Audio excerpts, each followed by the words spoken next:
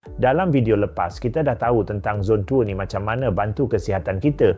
Tapi, hari ini kita sambung sembang, macam mana kita nak tahu kita dekat zon 2 exercise ini. Nak tahu apa cara dia? Sila habiskan video ini. Okey, mari kita mulakan. Cara pertama adalah cara yang paling mudah, iaitu kita dapat sembang semasa bersenam sebab waktu kita dalam keadaan semput, kita susah nak cakap dengan lancar. Cara kedua guna formula. Kita boleh guna formula 220 tolak umur, iaitu kadar maksimum jantung kita. Tapi, cara ini tak cun. Sebab ada banyak situasi yang tak sama.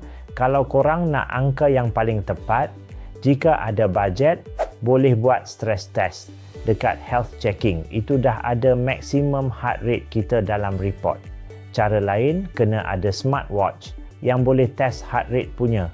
Korang boleh buat test sendiri, seperti stress test yang dibuat oleh hospital atau medical check-up.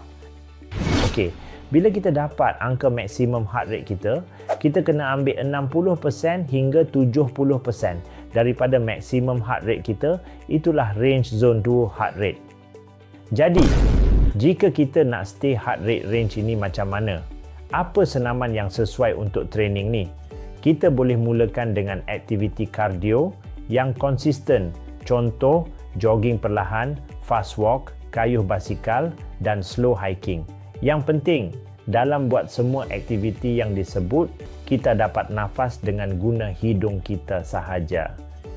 Yang ramai salah faham bahawa zon 2 ni adalah mereka yang ingat boleh buat zumba atau dancing, tapi sebenarnya tak boleh sebab kita tak dapat kawal heart rate kita waktu buat zumba atau dancing. Jika heart rate kita dah keluar range, maksudnya kita tak dapat benefit yang ada dalam zon 2 ni, malah badan kita akan start mood zone 4 dan kita tak dapat tutup dengan secepat mungkin dan kita kena tunggu 8 jam lagi paling less baru kita dapat masuk zon 2 lagi. Ini semua info zon 2 yang lengkap. Jika korang nak tahu lebih info kesihatan yang sesuai untuk Malaysian, sila follow kita.